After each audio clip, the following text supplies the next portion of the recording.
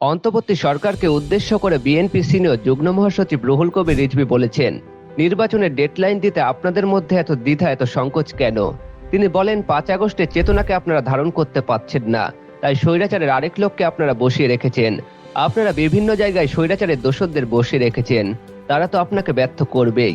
৭ November বিপ্লব ও সংহতি দিবস উপলক্ষে বেগমগঞ্জ উপজেলা বিএনপির আয়োজিত জনসমাবেশে তিনি এসব কথা বলেন।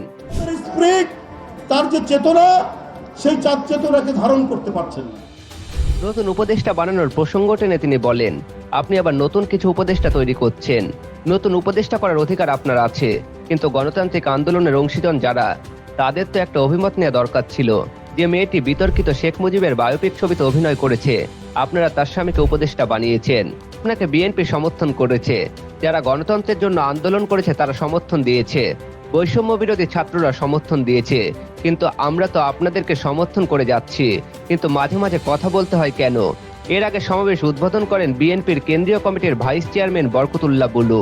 মোহাম্মদ সামিল খান, দিগদিগন্ত ডেস্ক।